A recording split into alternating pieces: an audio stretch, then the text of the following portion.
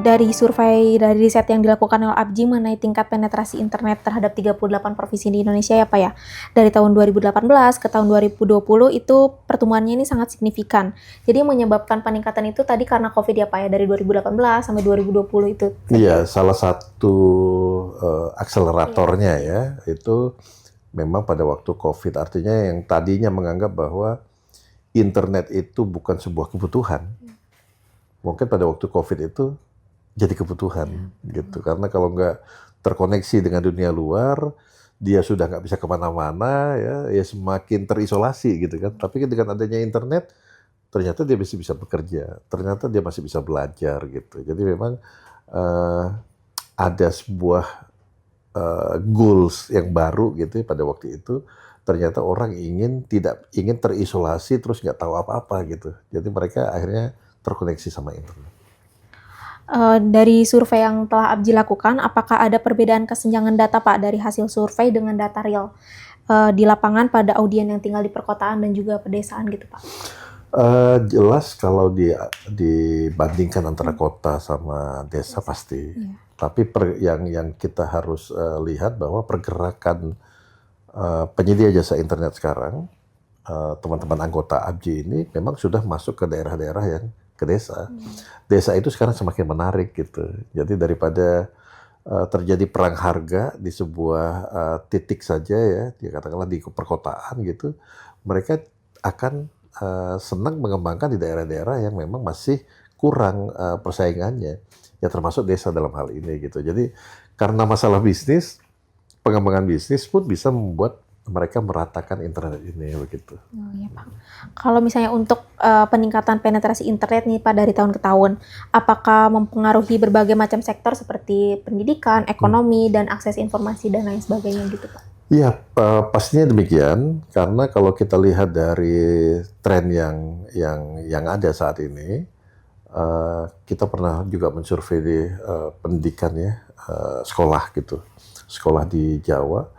Memang penggunaan internet ini sudah sedemikian luar biasa gitu, pertumbuhannya dan utilisasinya. Jadi kemanfaatannya itu besar untuk di institusi pendidikan. Kemudian di bisnis UMKM.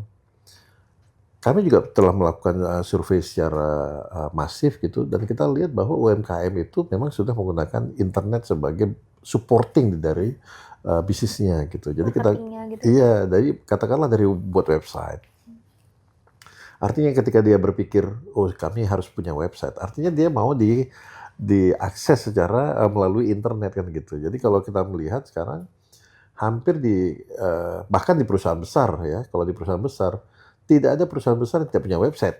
Nah itu hasil survei yang kami lihat ya pada waktu itu kami melakukan survei untuk perusahaan-perusahaan besar yang ada di Bursa Efek. Nah jadi Bursa Efek Jakarta itu kita lihat, lalu kita melakukan sebuah survei yang cukup komprehensif, dan kami melihat di sana bahwa internet itu memang supporting yang luar biasa, main support sekarang ini ya, jadi menjadi pendukung yang utama ya, betul. Dari survei APJI juga ada tingkat penetrasi internet di Indonesia, ada dari post Gen Z, milenial, Gen X, dan baby boomers dan pre-boomers ya Pak ya. Apakah tingkat penetrasi internet di Indonesia dari berbagai usia kelompok mencerminkan perbedaan generasi dari adaptasi teknologi sendiri itu Pak? Iya, memang ada ya. Jadi, tapi perbedaannya nggak terlalu signifikan ya. Jadi katakanlah mungkin kalau kita lihat perbandingannya ini, semuanya itu masih dalam dalam sesuatu hal yang cukup baik menurut kami ya. Karena ada kelompok-kelompok yang memang dilahirkan sudah dengan internet juga ada gitu. Jadi dia pendekatan demikian. Ada cara orang tua untuk mendiamkan anaknya yang rewel gitu ya, juga dengan nonton video internet ya. Jadi game dengan internet. Jadi pendekatan-pendekatan internet itu bisa dari usia-usia di bawah umur 13 tahun ya, sampai ke sekarang yang mungkin sudah umurnya di atas 60 tahun. Artinya 60 tahun mereka ini atau 70 tahun mereka ini di tahun 93 gitu ya, kalau hari ini mereka ini mungkin waktu itu mereka juga sudah apa terkena lah efek dari internet itu gitu. Mereka sudah tahu walaupun mungkin di masa mereka internet mungkin dengan harga yang masih relatif mahal. Atau waktu itu ada mereka bisa berlangganan di perusahaan-perusahaan mereka gitu ya. Tapi penggunaannya masih sedikit lambat gitu. Nggak seperti sekarang semua orang bisa nonton video dengan lancar gitu ya. Mungkin di masa mereka masih email aja gitu, mengirim mungkin hanya email yang besar saja atau ada lampirannya juga mungkin sifatnya foto. Masih pakai modem gitu. Masih pakai modem. Nah, tapi kalau sekarang mah semuanya udah video ya gitu.